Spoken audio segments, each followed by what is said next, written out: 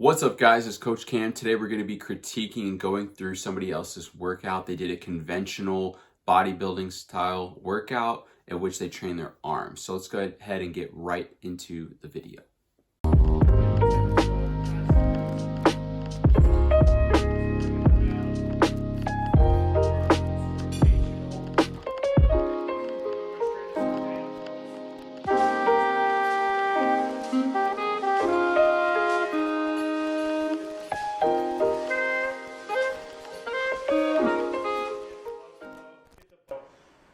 90-degree angle with the arm. Start off slow, and we're just going to go back and forth, working the wrist and forearm muscles. Now, if you guys have ever torn your bicep, which I hope you haven't, this motion right here is actually the most painful to do when you have the All right, so he does quite a bit of warming up. This is a bit more than I would recommend, but he decides to do a lot of band exercises, pipe exercises, and then goes into like lighter sets with the easy bar. To me, it's kind of a lot of warming up, especially if you're going to leave reps in the tank, but we'll get into that later.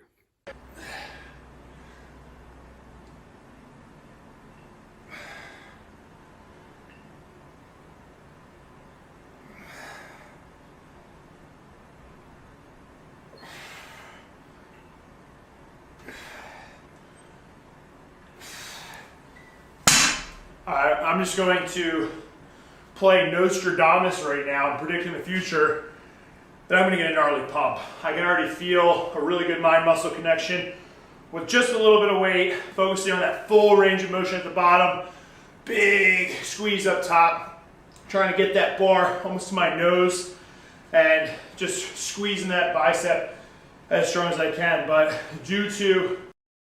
So that was just a warm-up set. He didn't really say that, but that was a warm-up. And then he's saying he's going to get a pump with 2 or 3 reps in reserve. He's still going to get a pump. So just put that in perspective. Let's keep watching. A nice amount of carbohydrates last night, a little pre-carb up before this. I think we're going to get some sleeve tearage. Actually, I don't have any sleeves underneath this, but if I did, they would be torn off.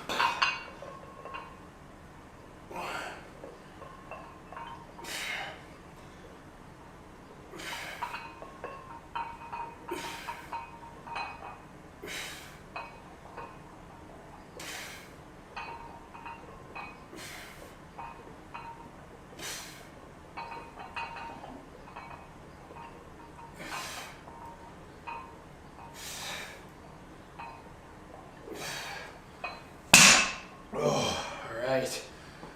2 warm-up sets, total 15 reps. Now we're going to start putting on a little bit more weight. Feel like my arms are primed up, ready to go.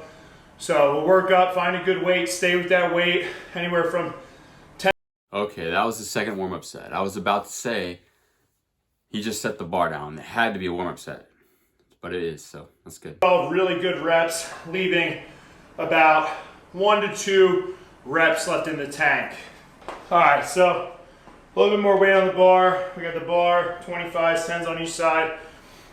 And one of the struggles I've had is, one, I'm 6'2". All right, so this is kind of odd to me. He's gonna work up in weight while hitting 10 to 12 reps and leaving 2 to 3 reps in the tank.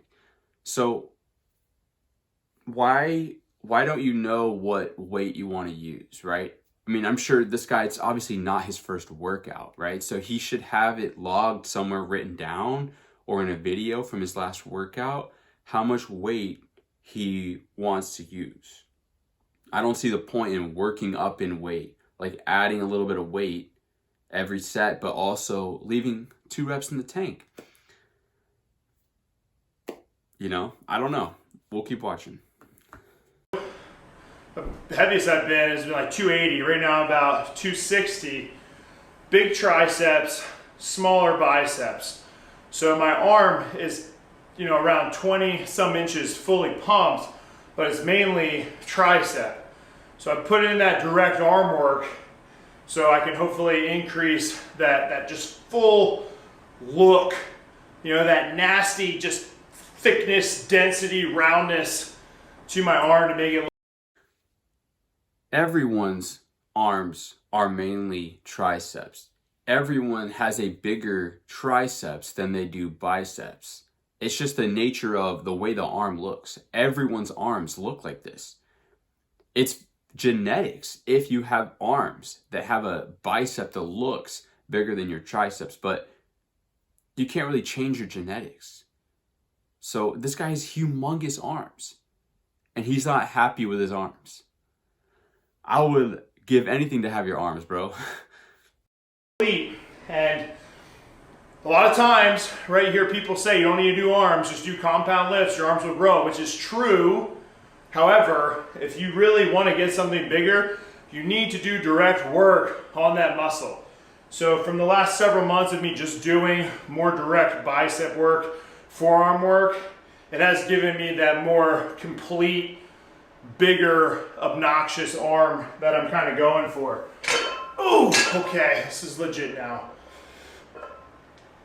One. Two. Three. 4. 5.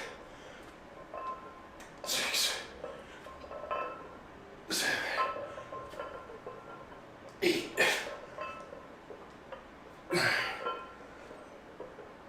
10. One more. Oh, God. All right, so if we look back at how long that set was, it's about 34 seconds. Also, he rested there before the last rep. A lot of people do that, but it's not ideal if you're trying to train your muscles because you want the muscle to be exposed to the most tension, continuous tension, but it's okay. Anyway, set was only 34 seconds. And he's like breathing hard, like that was intense. But that was also leaving reps in reserve. So keep that in mind. He left to however many reps in reserve with that exercise. All right, that was a nice set. That was a good set right there. Keeping the pump cover on. Keeping the pump cover on. I don't want to embarrass myself just yet. I want to wait for peak climax to really reveal what's under the hood. So I'll count that as set 1. I'm going to do the remaining sets, just adding 5 pounds to that. Feel like this is exactly what the doctor called for. He's going to add 5 pounds to this every set. Why? Like, why? You left reps in reserve, but you're going to add 5 pounds. Make that make sense. Like, are you trying to train hard or not? Because I can't tell if you're trying to train hard or not. You want to do all those first several reps and leave the hard reps at the end. You want to do like one of them and then leave the others. But then you're going to add weight. But that set was challenging. I'm not sure what's going on. Because the doctor called in, said that first set was strong, felt good. You probably had 2 to 3 in the tank. Let's add 5s, rest a little bit, finish with this weight, and really just try to pump as much blood to that bicep as possible. All right. I just want to point out, this is CrossFit.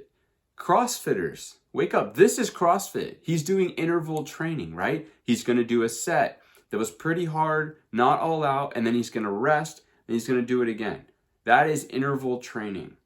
So he's like trying to fit building muscle into intervals. Okay, so he's going to work out, rest. He's also going to add 5 pounds, kind of hoping that that's going to make it harder, but not too hard. The muscle doesn't really know what weight you have, how much weight you have. All it knows is the perception. It's perceiving tension as you approach failure, right? As you grind those last few reps.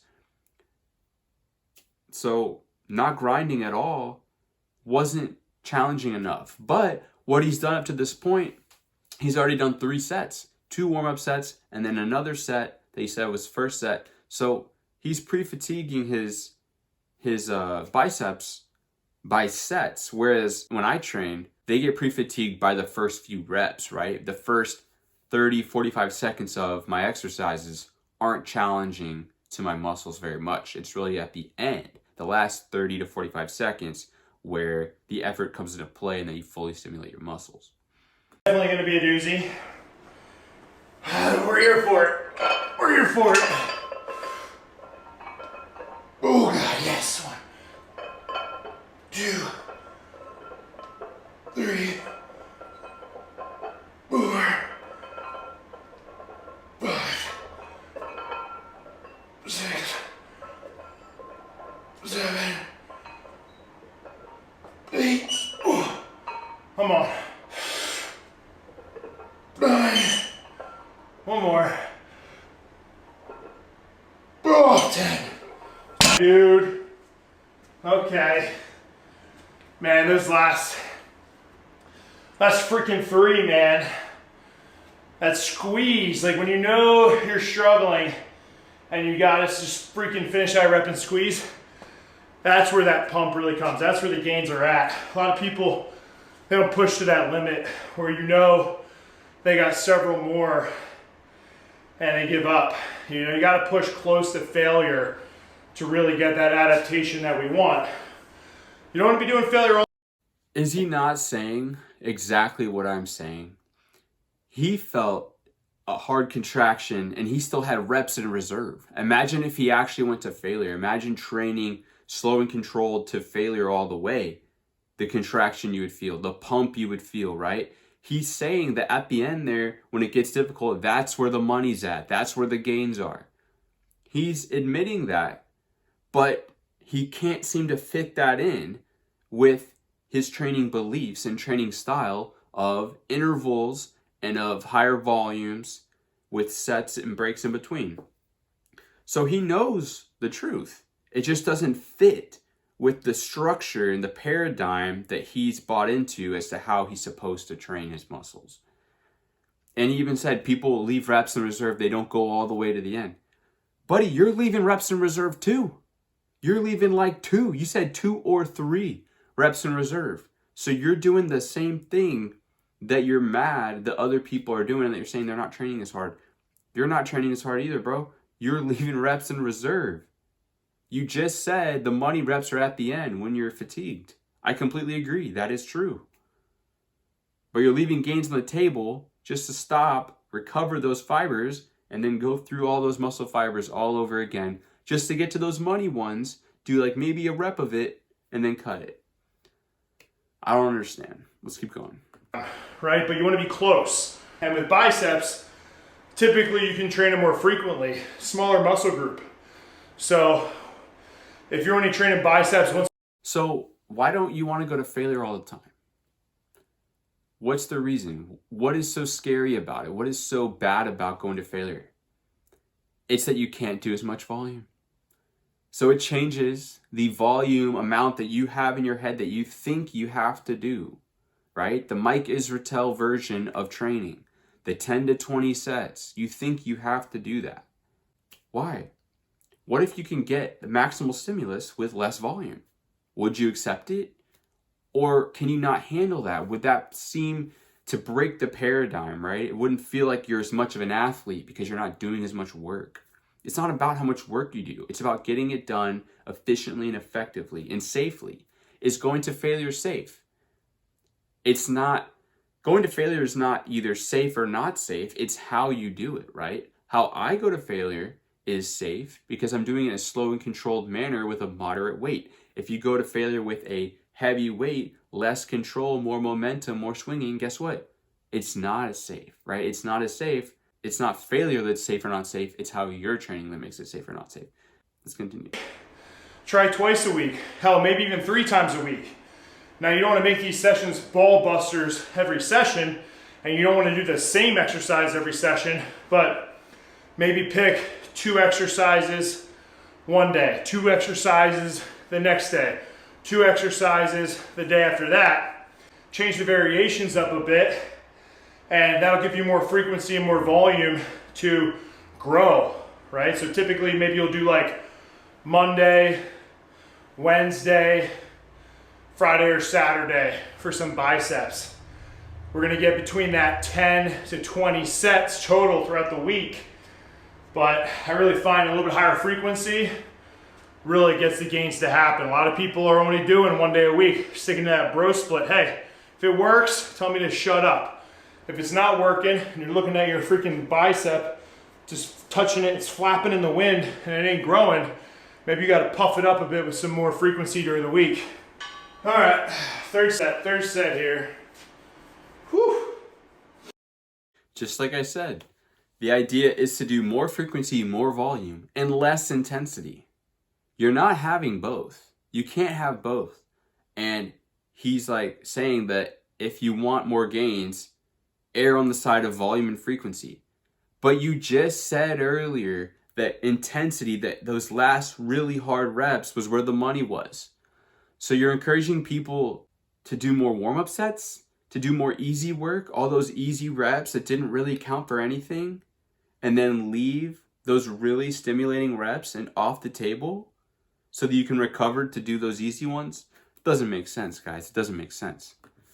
Man, typically rest time, my rule of thumb is I want to make sure that I'm not getting too cold, or I'm not dropping body temperature or letting that muscle get too cold, because then I find it just doesn't feel right, or I got to kind of re-warm up, and it's just not as efficient or productive. Second thing is mentally. Am I locked in? Am I focused? Okay. Right after a set, usually kind of like winded, I'm walking around trying to catch my breath a bit. It's not going to be great to just go right into another set. So I want to collect myself, talk to you guys. That's kind of how I cool down a little bit. And then the other one is kind of just like I said, want to make sure that my heart rate isn't through the roof. So my heart rate's through the roof and I'm trying to ascend. I'm too worried about my breathing and more focused on the cardio than actually putting the work into the exercise. So usually that window for me is going to be anywhere from 2.5 to 4 minutes. All right, third set, come on. Oh, it's a good set, yes. Oh, 2, 3, 4.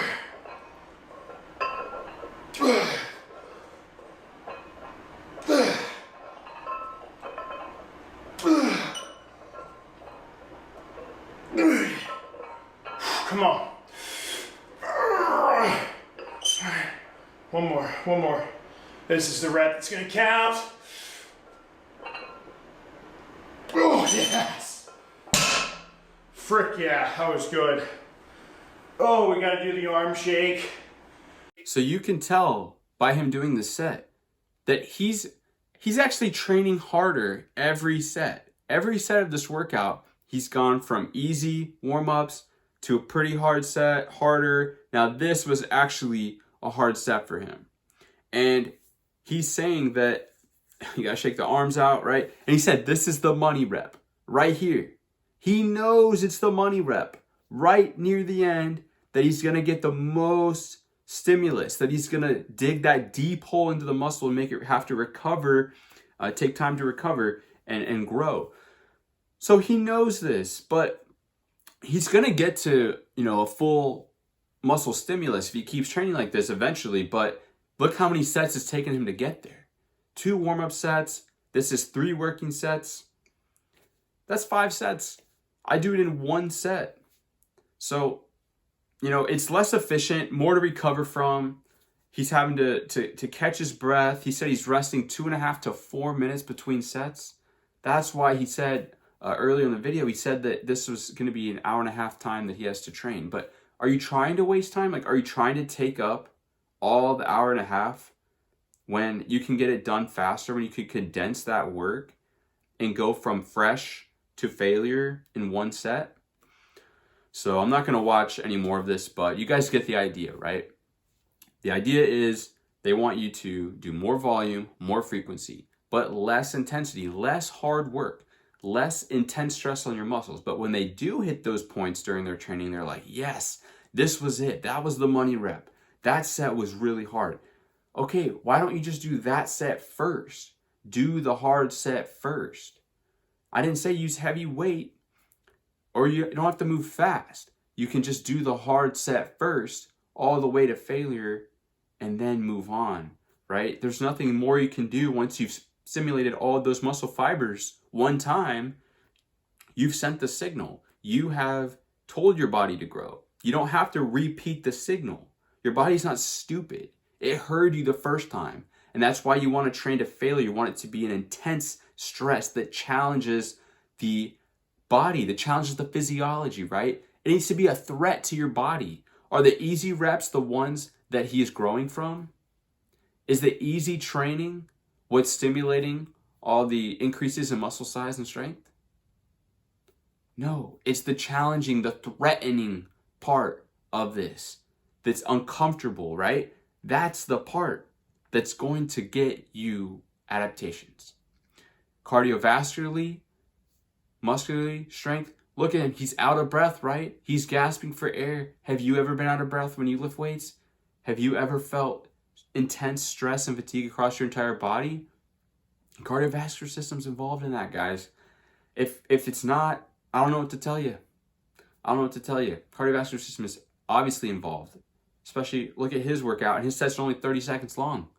Imagine mine, they're a minute and a half. Brutal. Okay, so this is my critique on his video. I don't know him. He's a cool guy. I thought he was funny, and he's doing his thing. So I just wanted, to use that as an example. I know, millions of people do workouts just like this, and I wanted to use that as a framework to kind of critique and give you guys the insight that I have into training on what a conventional workout looks like and why it's going the way it's going, and what critiques could be made in order to actually shift your training toward those money reps and kind of ditch some of that easy, lighter work that just took up space and took up mechanical work and recovery within your training. So hopefully you guys enjoyed the video. Hopefully you guys learned something today. If you did, please like, comment, and share and subscribe. And I will see you guys in the next video.